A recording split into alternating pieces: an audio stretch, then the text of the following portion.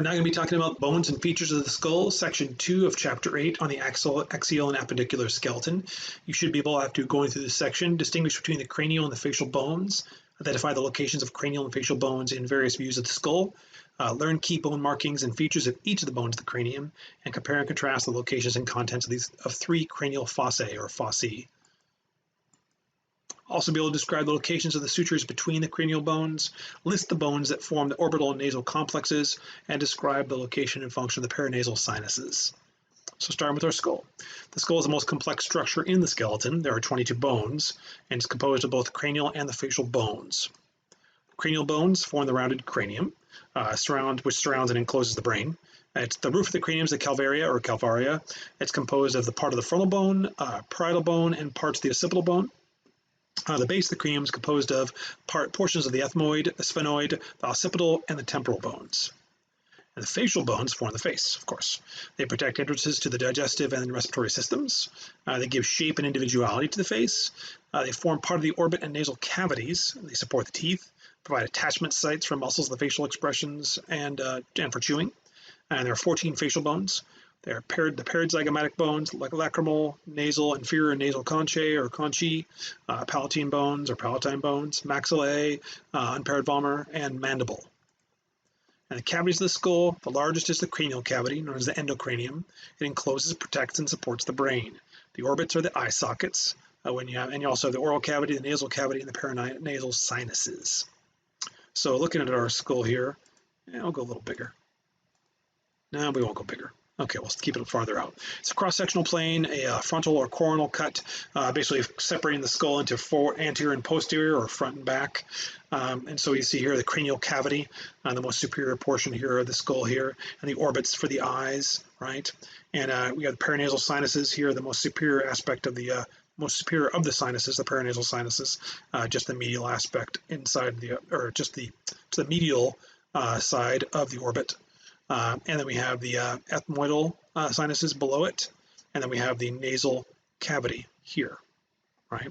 Ethmoid bone here is that perpendicular line going across here, and we have zygomatic bone here on the outside here, more like cheek type bone. And we have the perpendicular plate of the ethmoid bone going down now vertically. We have for the nasal conchae or conchae, we have the superior nasal conchae, we have the middle here, and we have the inferior down here. And of course the vomer down below, kind of down the base of that perpendicular plate of the ethmoid bone, and the maxilla down below here, oral cavity for the mouth obviously, and the mandible, the jaw. So what bones form the skull? Which of these bones are cranial bones, and which of these bones are facial bones? You should be able to identify it, generally speaking. Now talking about the views of the skull and landmark features. The anterior view, front view. The frontal bone is the forehead. Left and right orbits are formed from the multiple skull bones. There are two large openings within each orbit, the superior orbital fissure and the inferior orbital fissure. The superciliary arches, or the brow ridges, they're superior to the orbits on the anterior surface of the frontal bone, and they're larger and more pronounced in males.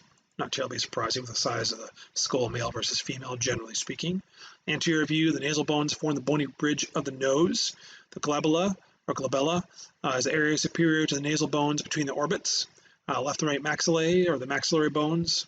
They fuse in the midline, they form most of the upper jaw and the lateral boundaries of the nasal cavity, and they form the portion of the floor of each orbit, and they form the roof of the oral cavity. The mandible forms the lower jaw, the chin is the mental protuberance. The alveolar processes at the oral margins of the maxillae and the mandible. The anterior nasal spine marks the inferior border of the nasal cavity. The nasal septum is the thin ridge of bone dividing the nasal cavity into left and right. And then the inferior nasal conchae, the two scroll-shaped bones on the inferior lateral walls of the nasal cavity. So, this one I think maybe we'll try, we will try and make this guy a little bigger. So here we have the frontal bone, right? The most superior aspect there, that skull there, the parietal bone, more to the outside, more the lateral aspect there. Glabella here, just above that nasal cavity here, the top port there. Supraorbital notch here, the temporal bone, sphenoid bone here, the back port behind the orbit there, ethmoid bone right inside here.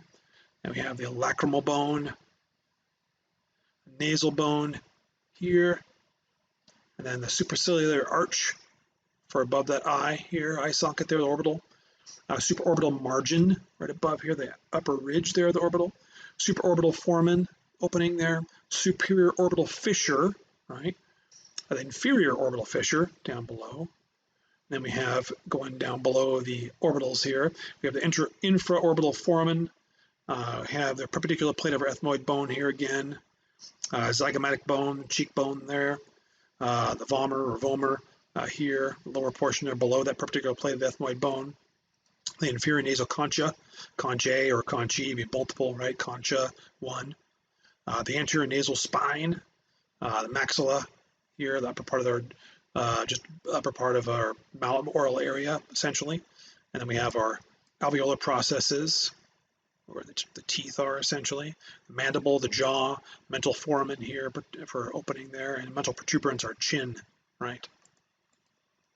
The superior view shows 4 of the cranial bones: the frontal bone, both parietal bones, and the occipital bone, the coronal suture, which is the articulation between the frontal and the parietal bones, the sagittal suture, which connects your left and your right parietal bones, and the single parietal foramen or the paired parietal foramina.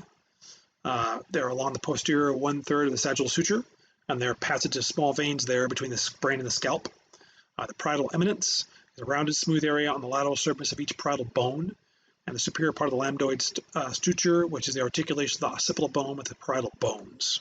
So here we have the superior above view of our skull, our frontal bone here, more to the anterior portion of our skull there, our zygomatic bone, the BR, like our cheekbone here again, here on the side, temporal bone, our coronal suture, the sagittal suture, separating the left and right parietal bones, our parietal eminence, our parietal foramina, or foramina, if you will, and then the lambdoid suture here, and the sutural bone here, and occipital bone, the posterior aspect of that skull. For the posterior view, shows the portion of the occipital, parietal, and temporal bones, shows the lambdoid suture between the occipital and parietal bones.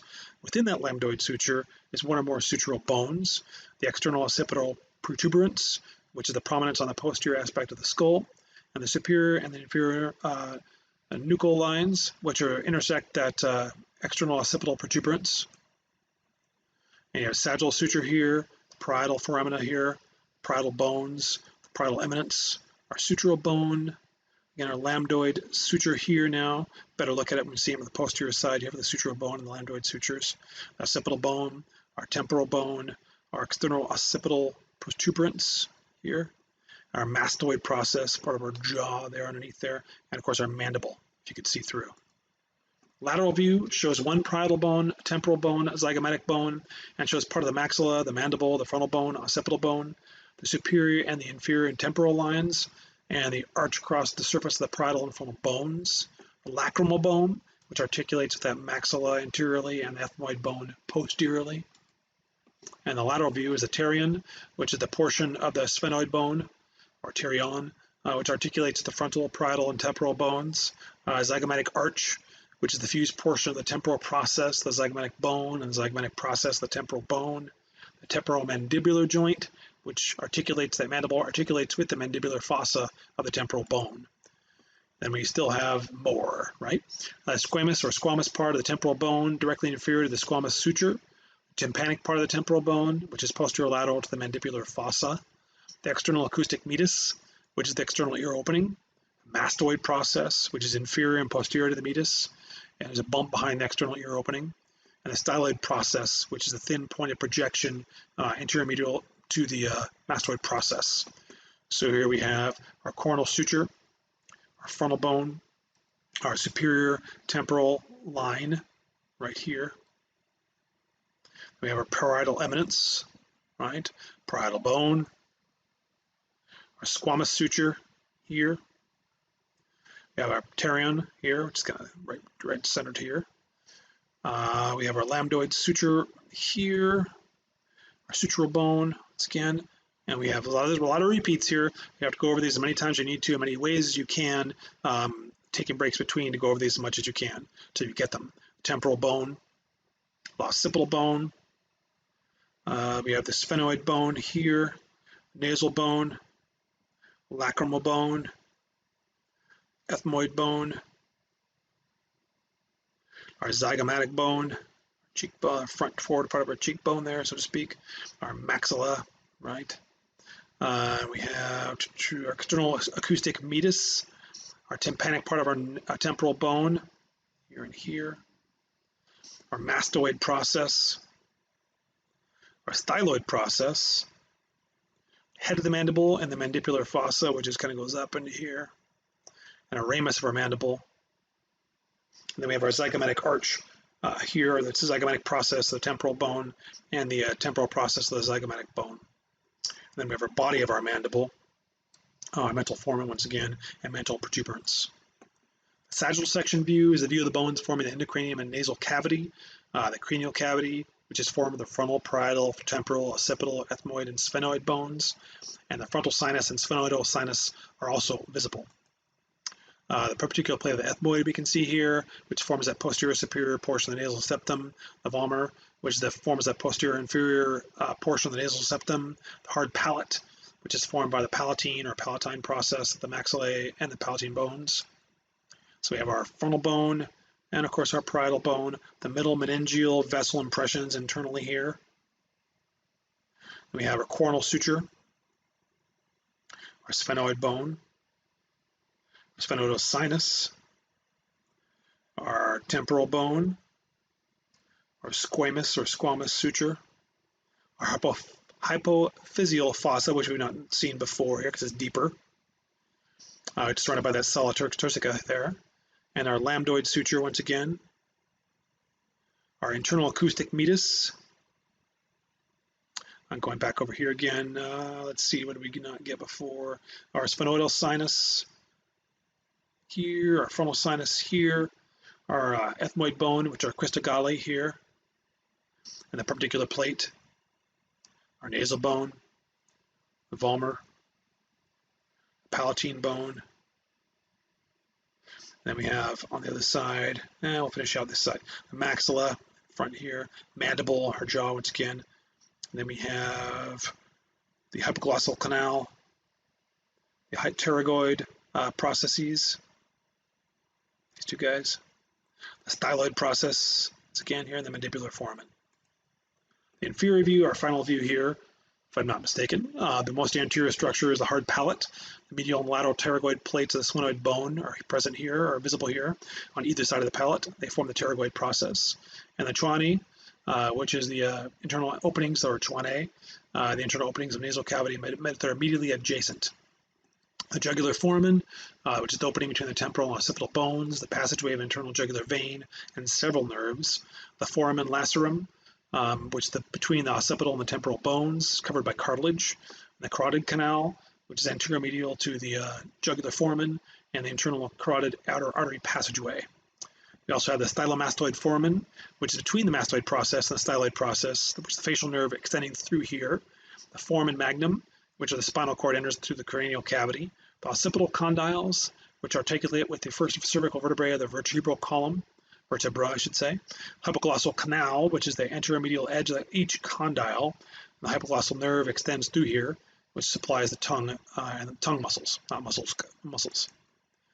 And so we have our incisive foramen looking at from below here, and the palatine process of the maxilla, palatine bone, palatine foramina, guys there, and choana there, here, the vomer, or vomer, here, and temporal process, the zygomatic bone, or zygomatic arch, the zygomatic process of the temporal bone, the foramen ovale, or ovale, and the foramen spinosum, here, and the foramen lacerum, or lacerum, here.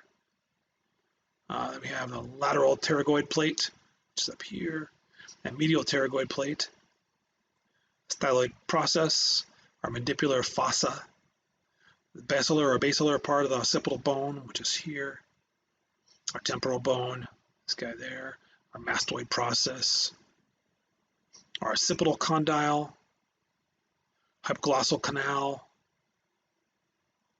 our foramen magnum, right here, stylomastoid foramen, our jugular foramen, a carotid canal, a mastoid foramen, inferior nuchal or nuchal line, and superior nuchal line or neutral line, external occipital protuberance, and I don't think I got before, the external occipital crest, and the lambdoid suture once again here.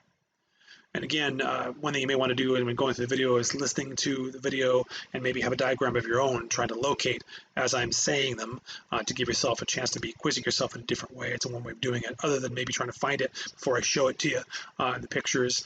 Any way you can, try to get these down so you have them down. An internal view of the cranial base forms the frontal bone, surrounds the cribriform plate of the ethmoid bone.